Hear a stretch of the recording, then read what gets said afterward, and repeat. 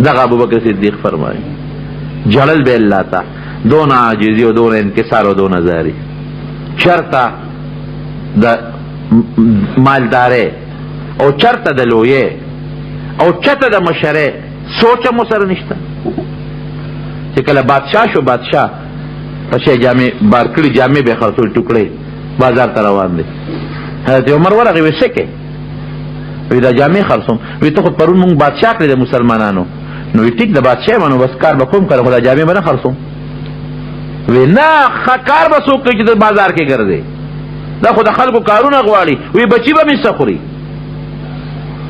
چې دا کار وی ته راځه درې وسته خلک یې راجمع کړل وی ابوبکر خو تاسو ته پته چې خپل کاروبار د رزق برابر د پاره کافي دی خو دې خو زمون په خپل د مسلمانانو په کار کې بند کو بادشاہي مو حواله کړه تنخواه ولا مقررول پکار دی تنخواه ولا مقرر کړه یو ځل ورته بچی وای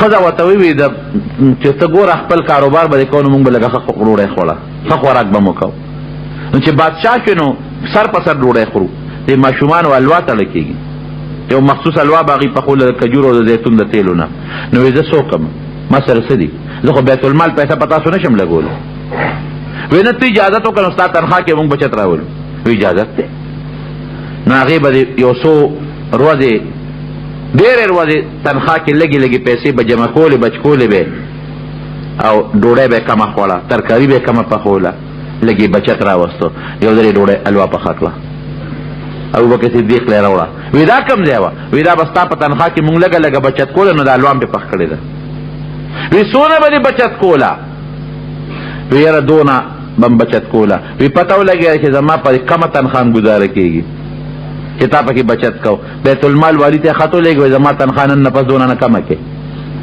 وکړ تال کو تنخواه زیاته کې او زما کمه کې تنخواه په بیت المال بوج را نشي نو هغه ابوبکر صدیق سونه عاجزي کوي افسوس کده غیاوي افسوس کده وجود یو وختوي افسوس کده مرغه وي او دغه حضرت عمر فاروق رضی الله عنه حضرت عمر رضی الله عنه سونه لوی شخصیت حضور پاک مبارک فرمایي لو کان بعدی نبیا لکان عمر وې دمانه پس خو بل پیغمبر نشتا او ناراضي خو کدوانه بخ بل پیغمبر نو عمر فاروق بم وې په دنیا کې مې دو وزیران دي یو ابوبکر او یو عمر او نبی علیہ السلام مبارک یو ځل په لاره باندې روان او ماشومان لوبې کولې ماشومان نبی هم خو ډېر زیات نرم دلو غصه به چاته نه کوله ماشومان همغسې خپلې لوبې کولې ابوبکر صدیق ورسره راغی ماشومان همغسې وو چې حضرت عمر رضی الله عنه راغی نه ماشومانو منډې شروع کړې په لارو کې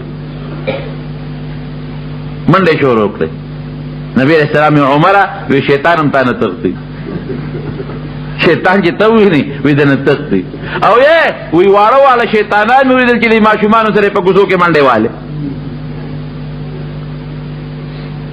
یو موقع کې نبی یو جنې ناسته وه او د اختر ورځ و نبی علیہ السلام مبارک ناست و هغې هغه تمبل و د خوشحالۍ په مقام تمبل وال که دا ماشومان وی نو خیر خو چې ګونګړګان ورته ني تمبل یې و نبی علیہ السلام هم دغسې اورېده دې کې حضرت ابوبکر صدیق راغی نبی السلام لاستې او هغه ماشومان یې لګیا دي یو طرف ته خپل تمبل وی دې کې حضرت عمر فاروق رضی الله عنه راغی چې راغی هغه چې چا تمبل و د تمبل لاندې کو د پاسه پې کېناسته چې نبي اسلام مخ ته واړو عمر دی ورته وی عمره شیطان هم نه تښتي دومره د حضور پاک ورسره مینه او دونه محبت او د جنت زیرې په دم یو ځل نه څو کرته د جنت او د شهادت د دواړو زیرې پې شوې دی دې به جنت تمځي او د جنت مقام هم حاصلوي او د شهادت مرتبه هم حاصلوي شهادت هم ډېره لویه مرتبه ده لیکن عاجزۍ ته وګوره یو ځل چا څه مال راولېږه په غنیمت کې مریان وو ډېر زیات مال و مسجد نبی مبارک ته یې راوست نه عمر ورته داسې وکتل رضي الله عنه نو چې ورته یې وکتل نو وړه کې لږ فخر غوندې راغی او زه داسې مجاهد یم چې دونه غنیمت مې وګټه دونه علاقه مې فتح کړه دې اړه کې لګل لوی به ورته وایو، موږ ورته لوی نه وایو، خو هغه اعجاب المرء بنفسه کې حدیث سره تعبیر راځي، یو پټې د خپل دغه ورته خوښ شو چې ګوره ما نن څونه کار رانه الله واغېسته، بس فورا صحابي ته حکم وکړو وی خلک راغون که جومات ته، څوک نه دي خبر دی نه، وی ضروري تقریر به کوي. مسجد نبوي ته خلک راغون شو، چې دې څنګه راغون شو نو دې په منبر احد کېناسته، وی ای خلک یو خبره درته کوم، وی زه عمر ما پیژنې، وی ولې دې نه پیژنې امیر المؤمنین؟ نه یاره وی امیر المؤمنین خو تاسو جوړ کړی ما، نه مور د ګېډې نه خو زه امیر المؤمنین نه پیدا شوی، وی زه هغه سړی یم چې ما به یو وخت کې ګډې چیلې سرولې یادم دي، او چوکه به مې په دې سټ باندې ښودې وه، په بیابان او دشتو کې به ګرځېدلم او ګډې چیلې به مې سرولې، او وی زه د هغې ښځې زوی یم. ای خلکه واورئ چې مونږ کره به د ډوډۍ درک نه لګېده، زما مور به غوښه اوچه غوښه چوپله. عربو کې به د فقیرۍ دپاره دا یو محاوره استعمالېده، فلانکې ډېر غریب دی وی مور یې اوچه غوښه چوپي، فلانکې ډېر مسکین دی نو خلکو به مور یې اوچه غوښه چوپي، وی مونږ هغه فقیران او مسکینان خلک وو چې زما مور به اوچه غوښه راواغېسته او چوپله به، او وی زه هغه سړی وم چې په شا به مې چوکۍ ښودې وه، ما به ګډې چیلې سرولې، وی ما اوس هم وپېژندم چې هغه یم که نه، دا هغه سړی یم، د خطاب زوی یم، دا خو د نبي علیه السلام برکت دی چې ما ته خلک سړی وایي. خلکو وی دې پسې به تقریر کوي، وی ښځه خدای مو بخوځ دی خپلو کورونو راکوز شو، نو سړی والله وی دا خلک د څه راغونډ کړل، وی دا مې ورته دا ځان ښه وکړه چې زه څوک یم، خپل زوړ حالت مې ورته و، مونږ خو ته بس تقریر کې او څه ضروري خبره یې دا به کې، د دې خبرې څه ضرورت دی چې تا دا خبره کوله، وی دا غنیمت راغی او دا اسونه او مریان پکې وو، نو چې ما ورته وکتل نو ما ته دا خپل ځان داسې یو پوټې له غوندې اوچت ښکاره شو، ما وی چې عمره دونه خو نه ورېږه چې دا خلک راغونډ کړم چې دا خپل قبر دې ځمکې له روبرو، زه خو ډېر کمزوری سړی، دا حقیقت دی. که دا سپینه جامه ته اغوستې ده دا چا درکړې ده؟ الله. که د نه اوس وغواړي الله ګواه دی، قسم درته خورم که وغواړي که دا مال دولت دې بېګا تم پاتې شي، داسې مو ډېر لیدلي، او که دا بچي درکړي چا درکړي دي؟ الله. که وغواړي په دې چرګانو چې الله مرض راوړي په یو ساعت یې بېغمه کړي که نه کړي، او ډېره مو لیدل چې په یو ساعت ورته دا بچي راوپرځېږي ختم شي، که وغواړي چې نه اخیستې شي. او د عزت چا درکړی دی؟ الله. دا هم الله را کړی دی. که وغواړي د عزت سړی به دغه ځای کې خلک بې عزته کړي، چا سره سترګې نشي لګولی، او که دا کارخانه ده او که دا مال دی او که دا ځمکه ده او که دا موټر دی او که دا دولت دی او که دا هر څه دي، دا الله درکړی دی. مال سره بم قبر نه کې عاجزي به کې. یو لوی بزرګ تیر شوی دی په هندوستان کې، لوی بزرګ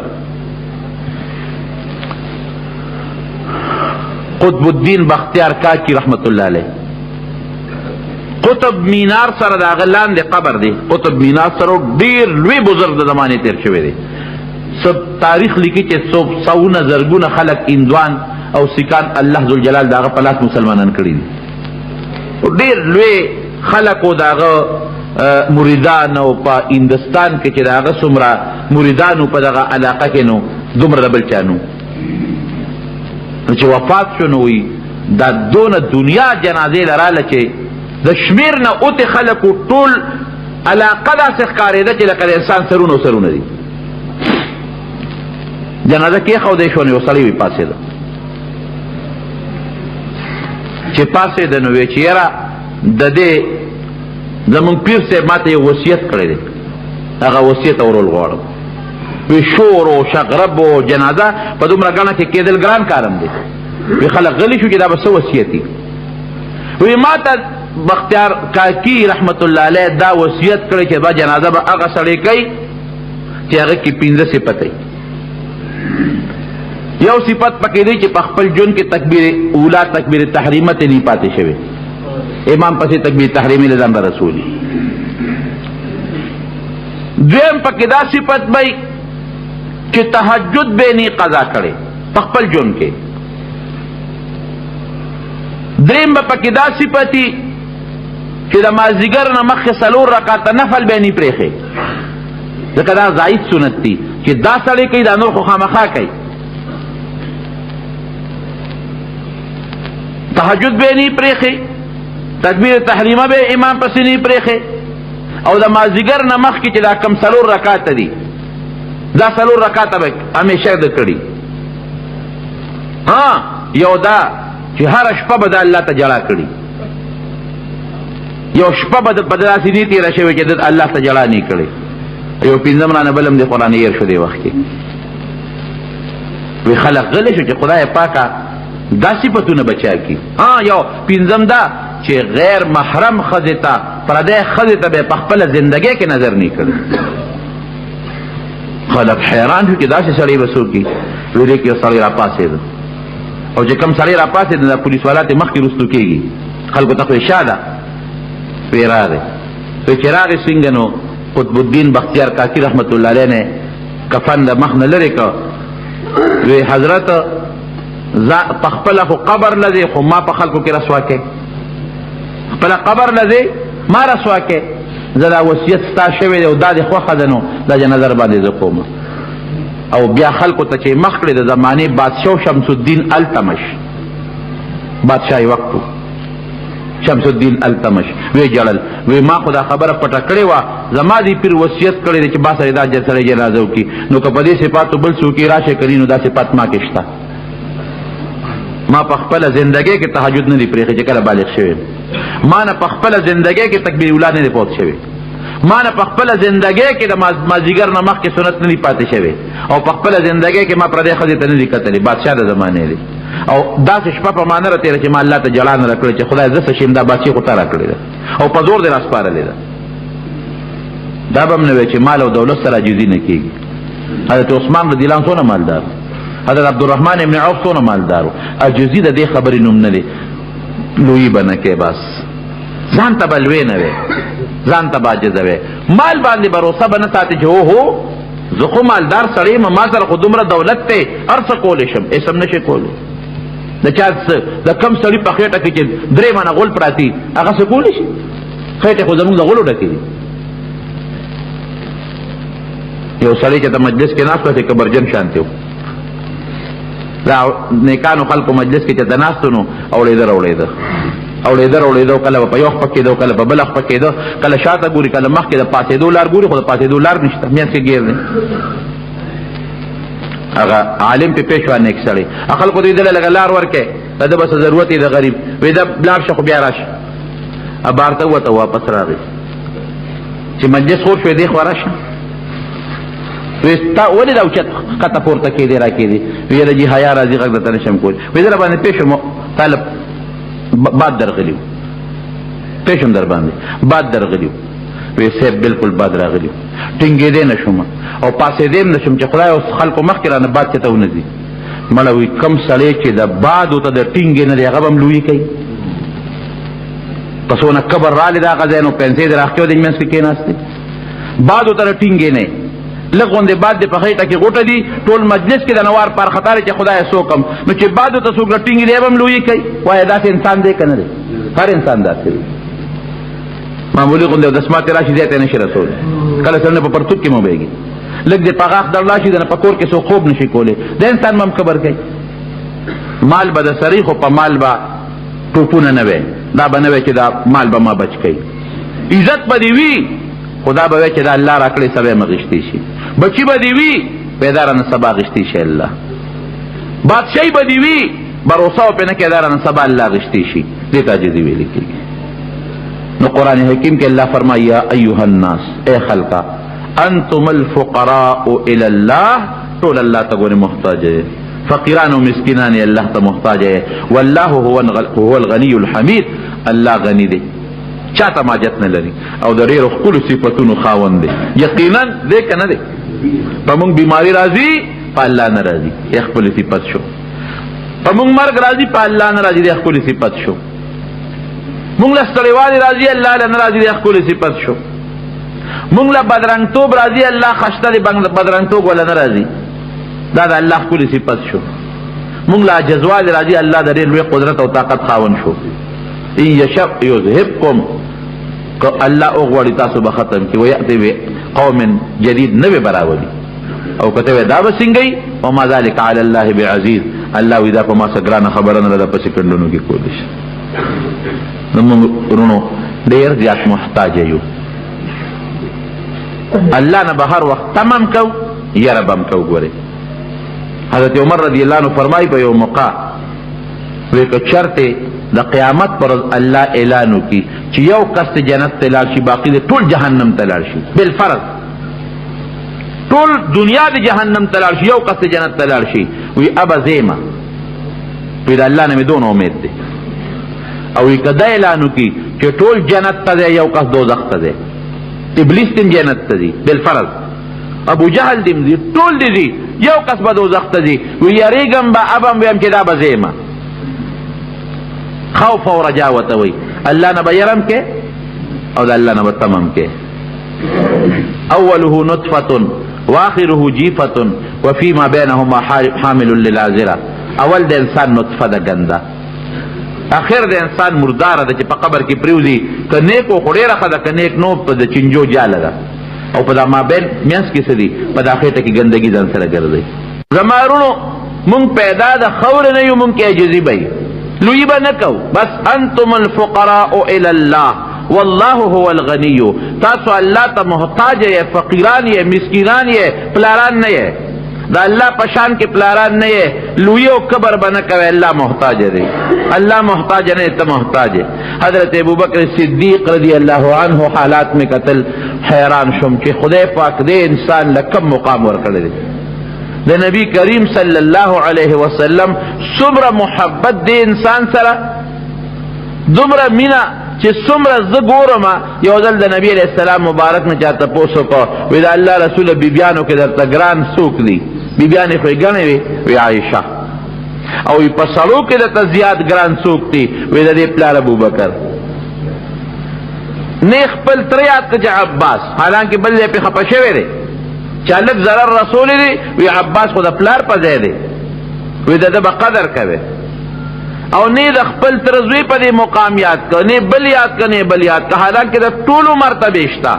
ټول د نبی علیہ السلام رشتہ داران دي، زمونږ د سر تاجونه دي، لیکن وی څوک دی خوښ دی؟ وی عایشه. په بیبیانو کې وی په سړو کې څوک زیات؟ وی ابوها د دې پلار ابوبکر. دا د نبی کریم صلی اللہ علیہ وسلم محبت دی ورسره. او یو مقام کې فرمایي، دا حضرت بلو زمون په ترمذی شریف کې غالبا تیر شو، یو حدیث کې تیر شو چې د حضرت عمر او د ابوبکر صدیق یو بل سره لږ غوندې اختلاف راغی، خامخا پر ورولۍ کې خلک کله جګړه هم کوي. عمر ته لږ غصه شو، نه ابوبکر صدیق نو عمر ته خفه شو، بیا رضا کو ایمان غلطی شو ما معاف کا. نو عمر خفه و خو لږ جذباتي مو اته کور ته لاړ. نو حضرت ابوبکر صدیق ورپسې کور ته ورغی چې سړی مې خفه کړی دی، خوشحالو مې. نو چې دی ورغی هغه په دروازه دننه شو، نو عمر د دننه نه دروازه ورته بنده کړه رضی الله عنه. ابوبکر صدیق خفه شو چې سړی خو زه رضا کوم او دی خو ډېر خفه دی، نه رضا کېږي، کور کې رانه ننوته او دروازه یې بنده کړه. دا به څه کېږي؟ لاړ نبی کریم صلی اللہ علیہ وسلم له جومات ته، حضور پاک مبارک مرګرو سره ناست و چې ابوبکر خفه دلګیر را ور روان دی چې ما خو عمر خفه کړی دی او ما نه خو راضي نه شو. نبی علیہ السلام مرګرو ته وی دا سړی چې را روان دی چا سره جګړه کړې ده، وی مخ نه معلومیږي. هلته عمر فاروق رضی الله عنه ستومانه شو، دا مې څه وکړل؟ ټیک ده چې زه ابوبکر صدیق خفه کړم، خو بیا رضا کولم، په کار دی چې رضا شوی و سره. نن فورا نبی علیہ السلام لراغی، ورته پته و چې ابوبکر به هملته تلي، دی راغی. چې راغی نو حضرت ابوبکر صدیق رضی الله عنه حضرت عمر فاروق رضی اللہ عنہ ورطا دغه کوي وی سیب د خفه کړم او بیا زه رضا کولم، او چې زه رضا کولم نو زه ته کور ته لاړم او دروازه مې بنده کړه. اوس نبی علیہ السلام لپکار دا و چې نسبت ابوبکر ته ویلو چې یاره نه به دې خفه کو، او بیا به عمر ته ویلو چې عمر خیر دی چې رضا کولې نو زر به رضا شوي. دا طریقه وه که نه؟ لیکن نبی علیہ السلام مبارک سوی فوراً وی تاسو زما دا مرګري په قلار به پرېږدئ؟ ابوبکر یې دی دی به معاف کې، دی به په ارام پرېږدئ؟ ولې دته تکلیف رسوي؟ چې دا خبره وکړه او نبی علیہ السلام مبارک غصه شو. او یو وخت هغه چې تاسو مال الله پیغمبري راکړه نو تاسو ټول وی کذب ته دروغ وی او دی ابوبکر وی صدق ته رښتیا وی یو دماته وی ته رښتیا وی لومبه په مومن په انسانانو بالغانو کې او په نبی رسول الله ایمان حضرت ابوبکر صدیق راوړل دي نو چې مال الله پیغمبري راکړه نو تاسو ټول وی کذب ته دروغ وی او دا یوازې ابوبکر چې د وی صدق ته رښتیا وی د په ایمان راوړل دي معاف پکې پرې به ده ابوبکر صدیق لکه وی چې نبی اسلام عمر ته غوسه شو وی دا الله رسول غلطی زما وا ما غلطی کړې ده ګوره غلطی زما وا او سره راغی نبی علیہ السلام فرمایي دی به پرې ده معاف به کې ولې دا تکلیف ورکوي غلطی ته شو معافي غواړي عمر ولې نه معاف کو دروازه دی ورته بندول او حقیقت هم دا ده د حضرت ابوبکر صدیق په شان کې لیکي چې کم وخت کې د مور نه پیدا کېده یو غیبی आवाज شوی د مور نه پیدا کېده مور ته یو غیبی आवाज شوی یا امت الله بالتحقیق ابشری بالولد العتیق اے دا خدای وینځي دا الله وینځي په تحقیق یو خبره وره یو پاک بچی الله درکې دا غي زیری قبول کا غیبی आवाज وته کېږي دغه وخت نبی علیہ السلام د نبوت دعوه نه کړی ابشری بالولد العتیق اسمه فی السماء صدیق باسمان کې ردنم بصدیقی وبمحمد فی الغار رفیق یو سړی به محمد صلی الله علیه وسلم دا هغه غار مرګری به وای دین هغه مرتبه بل کې دي نشي کې حیران شي سړی د تبوک د غزا متعلق چې کله نبی رسول الله مبارک چنده غونډوله jihad د پاره چې پیسې راغونډه کې د هرقل د روم د لوی سپر طاقت سره جهاد دی غیلزو نو ابوبکر صدیق رضی الله عنه ډیر مال مشوره قصه دومره مال راوړل چې ټول څه کور مندل راوړل نبی رسول الله مبارک ته تپوس کوي ابوبکر څونه مال دی او عمر نیم راوړل عمر فاروق دې نن بده نمبر ولم ځکه د مالدار نن ما سره پیسې ته ابوبکر سره نشتا مال راوړل په میدان کې خود مال کوي ډیرو غاړه کې ناسو چې نن نمبر بولو عمر دې خواراج څونه مال دی راوړل ویسه ګټ نیم می راوړل او نیم می بچو ته پریخو ابوبکر صدیق له غونې مال او غیر راوړل نو ابوبکر څومره دی راوړل وی دا الله رسول الله چې می کور کې مندل ټول می راوړل بچو ته څه پریخو دل الله او رسول چې الله شته غم دی چې دا الله رسول څه غم دی دغه وخت کې حضرت ابوبکر صدیق د ټاک دا غټه کپڑا چې کومه ده درنه کپڑا حالکه په ګرمه کې درنه کپڑا چول ګرانه ده درې نه چې خلک په پاسه کې نه ټاک دا سکولونو کې چې خلک پکې نه دغه څه غټه جامې چول ټوکړې وته لګېدلې غریبی ده حضرت جبرئیل علیه السلام د انسان په شکل کې راغی دغه څه د ټاک جامې چولې ده او شلیدلې ټوټو والا جامې چولې ده نبی علیہ السلام مبارک ته جبرئیل نن سي جامه کړاله هغه خشته شکل د حضرت جبرئیل عموما بدا دحیه قلبی غوند شخص په شکل راته دحیه قلبی رضی الله عنه په صحابه کې خپل سره نن دې جامه څنګه چولې ده وې د ابوبکر صدیق ادا الله تخوا شوی ده الله اعلان کړی د فرشتو ته چې نن روز به د ابوبکر شان جامه چوي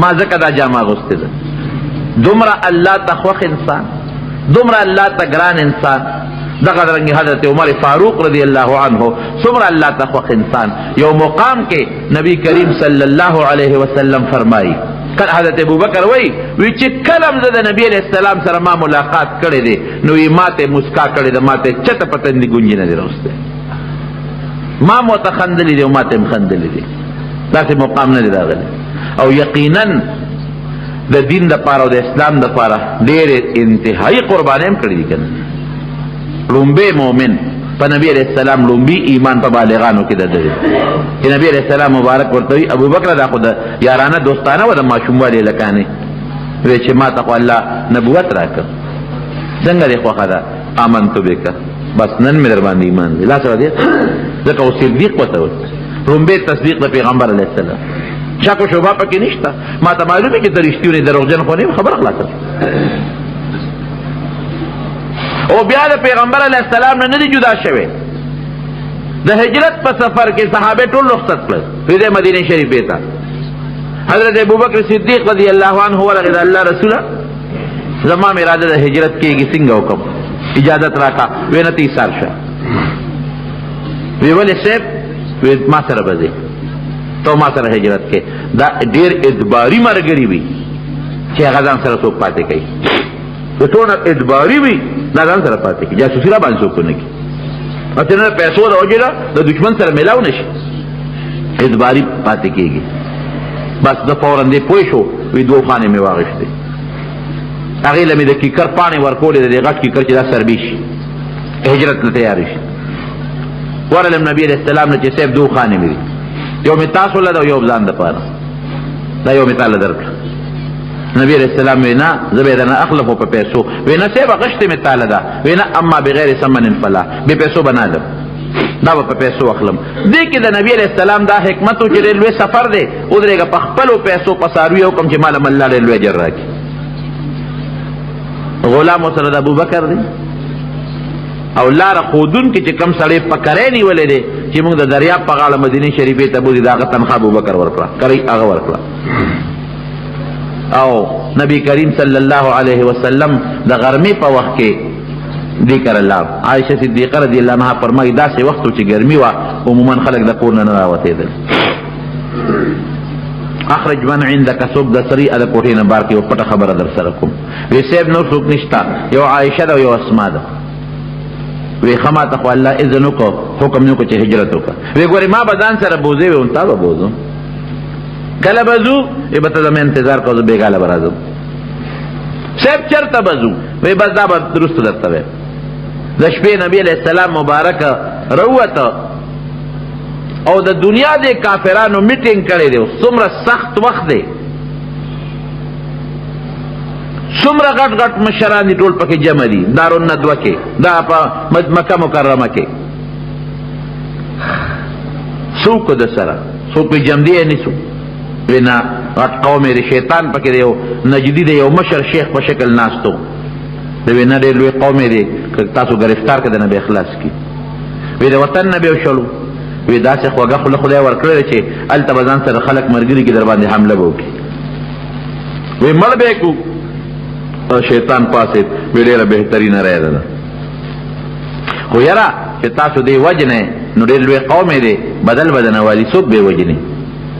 وی ټول به په شریکه پې حمله وکړو، قوم به د چا چا نه بدل اخلي. وی زنده باد. شیطان وی دا بهترینه خبره ده. رالل په دقه شپې د نبي علیه السلام د کور مبارک نه ګیره واچول. نبی علیہ السلام مبارک حضرت علی صاحب سملو په خپل بستر، وی ما سره پردي امانتونه دي، ګورم دغه کافر امانتونه، خیانت پکې نه کوي چې ښه تاسو په معاملې کوئ، ودرېږه مال مې دنه قبضه کړی، دا خو به در نه کړم. وی ته به سبا پاسې د امانتونه به فلانکي فلانکي له ورکړي، چا ته غږ مه کوه چې مونږ کوم خوا لاړو.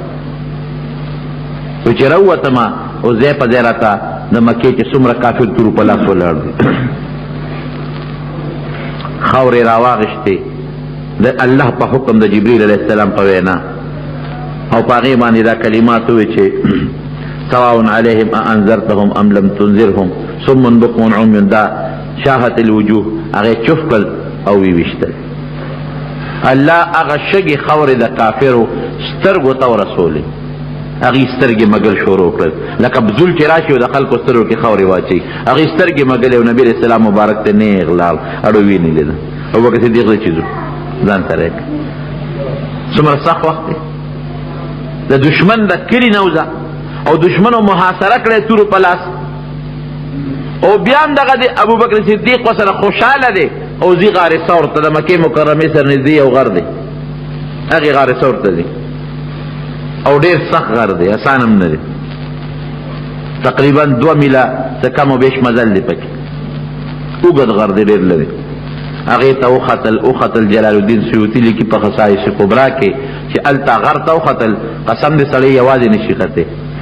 زه پکې ختلی ما ډېر مخکې، اوس نشم ختې، چې مخکې تلې ختلی ما په دومره تکلیفونو چې د حد نه وتې، لږ به ختم او کېناستېدم به، لږ به ختم او کېناستېدم به، آسان کار نه دی، یوازې څوک نشي ختېدم، اوبو بوتل ځان سره څوک نشي ښایولی. او چې څه منځ یې وختل، ابوبکر صدیق ورته وایي د الله رسوله، وایي دا کافر به راځي، قدمونو نه معلومات به کوي، دې سره داسې خلک شته، نو داسې وکړه چې ما ته را په اوږه شي، چې دې په اوږه وخېږم. نبي علیه السلام یې ځان ته په اوږه کړ، نو د غار د خولې پورې یې وبکې څوک داسې. او واقعي هم دقسې وه چې کافر رالل او هغه قدمونه یې کتل، وي دې ځای پورې خو یې قدم شته او دې نه مخکې نشته، او بیا غار ثور کې 3 شپې تېرې کړې دي، 3 شپې، او دا حضرت ابوبکر ورسره دی، او څنګه ورسره دی، د نبی علیہ السلام مبارک ډډه والده د ابوبکر صدیق سینې ته. جلالدین سیوطي لیکي چې دې غار ته څنګه ننوتل، هغې کې سوړې وې. وی صاحب ته لږ صبر وکړه، دا غار را پاکوم د خاورونه، دا سوړې بندوم چې تمار لړم مچۍ پکې نه ډمبره پکې نه. نو هغې کې ځای په ځای را وړې وړې ټوکړې ورکړې. یو دوه سوړې پاتې شوې، هغې کې خپله پونده کېښوده. وی راځئ صاحب دننه پکې چې تمار دی هغه په دې سوړه راته راوته، د دې خپلې ټک ورکړی. او تاسو ته پته ده دا مشران وي د دشتې مار چې که نه وي د هغې زهر ډېر خطرناک او تېز دي. دې خپه نه در کوي، بیا ټک ورکړی دی. دې هړه کې سوچ کوي چې که دا خپه دې خوا کم، خو دا مار چې ته راونځي او نبي علیه السلام ونه خوري. زار و قطار دا اوښکې په دې سترګو را روانې دي.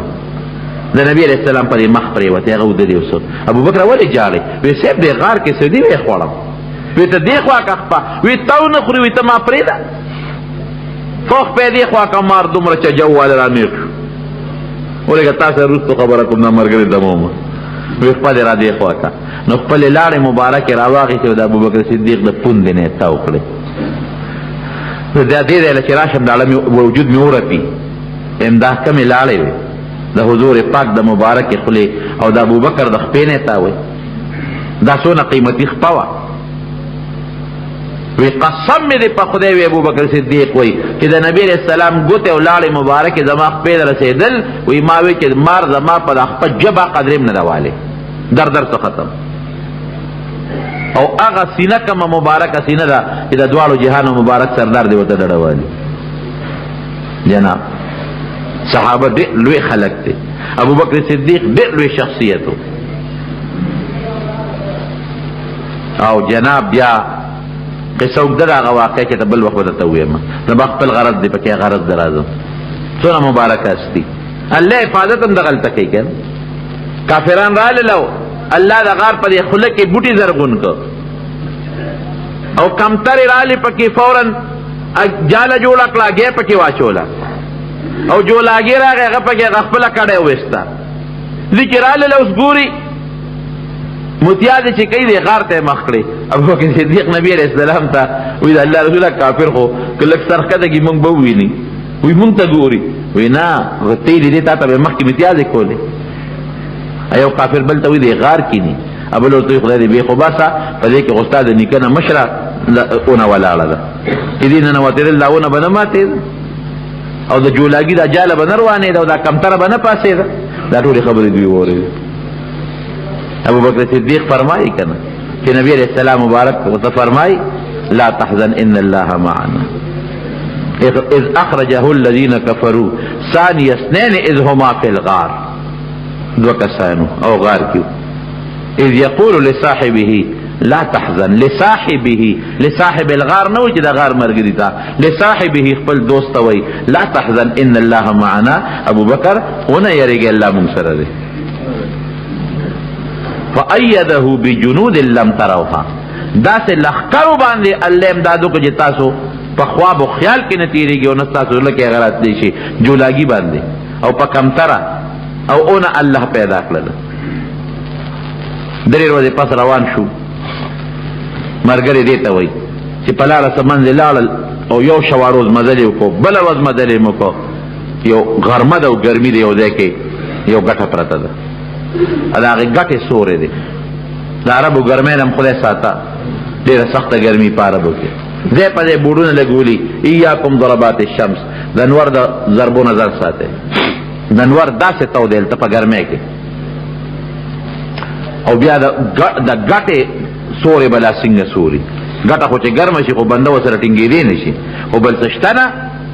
وایي د الله رسوله وایي دا ګټه ده، نو که دې خوښی کې دی کې درته څادر واچوم وایي بوټې دمه شي.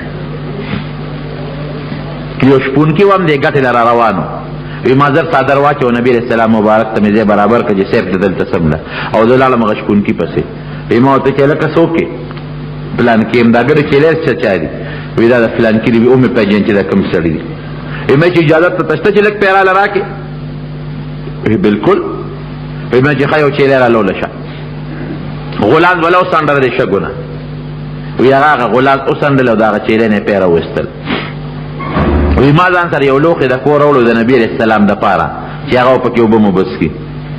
وی هغه لوښې مې کیپی واچولو او اوبه را سره وې، هغه اوبه مې پکې ورواړو چې لسي مې ترې جوړه کړه. وی رالم نبي علیه السلام چې د انور واوړېده نو مې راویښ کړ.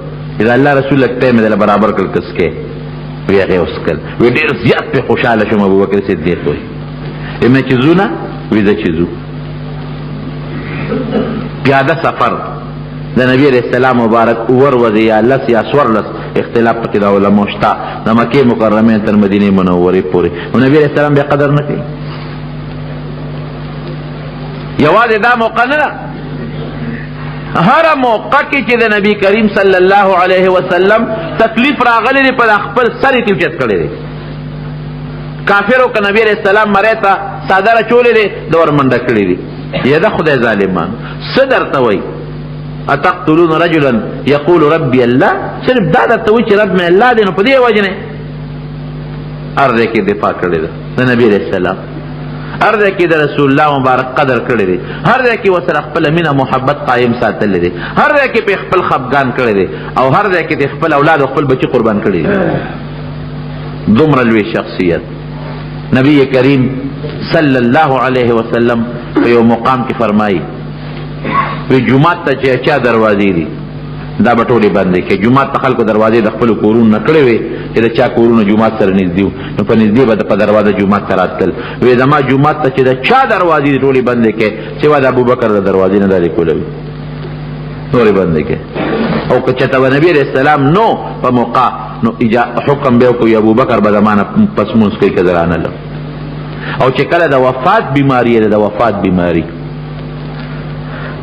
د تلو جومات ته نو خلکو انتظار کو ورته، نبی علیہ السلام د پاسېدو نه دی. وی په ما اوبه راواړوئ، صحابو پې اوبه ورواړول. وی بیا نو چې بیا پاسېده نو بیا بېهوشه شو.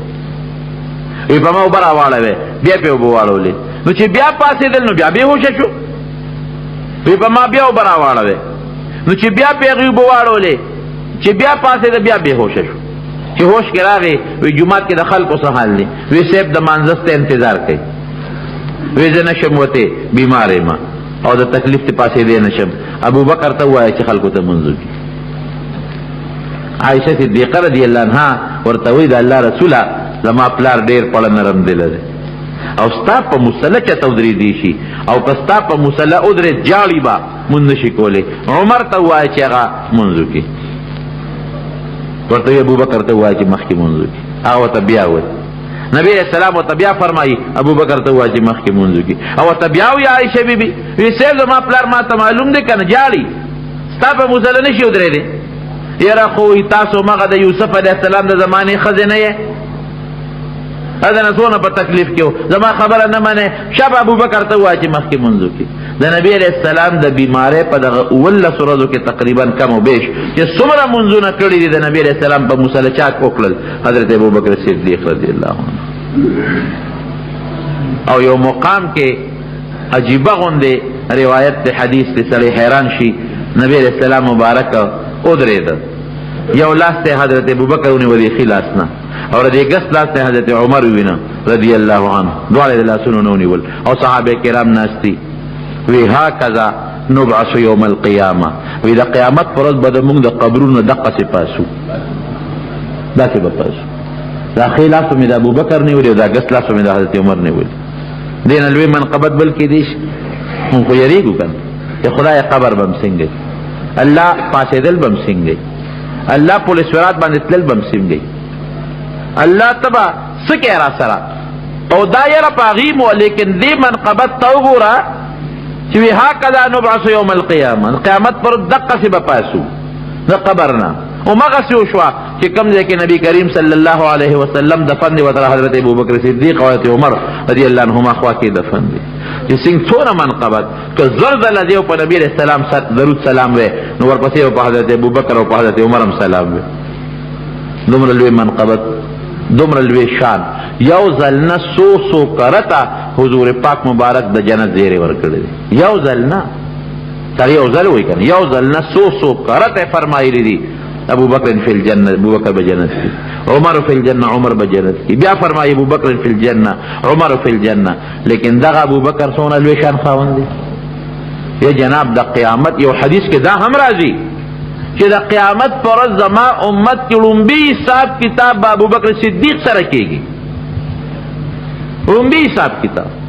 او یو واقعه بعض علماء نقل کړې ده، خدای څوک ور مخکې کړ او الله سره حساب کتاب، من نوقش هلکه من حوسب عذب، چا سره چې حساب وشو خو تباه شو. یو کس را مخکې که په خپله خوښه چې زه ورسره حساب کتاب وکړم، الله به په خپل شان لایقه ولاړې موجود وي. یو کس را مخکې که او څوک ور مخکې کړم، وی ما سره به دا دوه خپل وزیران ولاړي، ابوبکر او حضرت عمر. حضرت ابوبکر به د مټو نیسي ور مخکې چې الله سره حساب کتاب وکړي، په سلګو په چغو بشي. الله ما سره حساب زه نشم کولی، بل څوک مخکې کا ما سره څه نیکۍ دي او څه دي. او دا هسې دا قاعده داره، دا انټرویو وغیره خو مونږ کله کله ورکړې ده، نو دې کې چې دا لومبۍ څوک ورشي هغه امتحان والا په هغه خپل لس لړې کړي، دا لومبۍ ګرانې وروسته بیا لږ اسانه شي. خدای پاک ما مور دننه کوه، لاس به راکاږي او جاړي به سلګۍ به او چغې به وي، او په دې هسې نه ناکام شم. الله سره حساب کتاب کیدی شي. نبی اسلام فرمایي من حوسب عذب، چا سره چې عذاب وشو تباه شو. عائشہ صدیقہ ورته فرمایي د الله رسول قرآن شریف کې خو الله فرمایي چې سوف یحاسب حسابا یسیرا، وی دا خو هسې هغه چل والعرض دی، دونه دې نیکۍ کړي دي او دونه دغه دي ګناهونه ځان ګناه مې معاف کړه او مې بخلې، ولکن من نوقش هلکه که پوره حساب کتاب وشو که نه دونه زما احسانات دي نعمتونه د هغې مقابله کې شابه دومره نیکۍ راوړه، تباه شو سړی. دی بلاس راکاږي چې ما مور مخکې کا، ولا الله رسوله دا عمر مخکې کا، دا عثمان مخکې کا، دا فلانکې مخکې کا، زه نشم طاقت لرلی. او نبی علیہ السلام به راکاږي او نبی علیہ السلام بم جاړي، دی بم جاړي، او اتلس شلې زره قامه ولاړ دی او ټول پیغمبران ولاړ دي. لومبۍ سمه تماشه ده، دې کې به الله د طرف نه آواز وشي، وی تا د دې ابوبکر په حق کې ویلي دي چې ابوبکر فی الجنه. نبی هم په جړا کې به وي او دا خو ما ویلي دي، نو تا خو زه نه دروغجن کوم، تا دې دروغجن کوم نه، دې بې حسابه بې کتابه لار خوشې کوي چې جنت ته ځي. دې نه غټ منقبت بل شته، لوی د الله احسان عظیم دی. او سره د دې نه ابوبکر صدیق به باغ ته لاړ، نو په جړا به شو. افسوس ارمان که زه د وجود یو ویښته وې نو څه ښه به وه، کټ شوی به م ختم به وم، که دا مرغی وې نو څه ښه به ومه، زه یو ځل به مرګ راغلی او ختم به و خبره.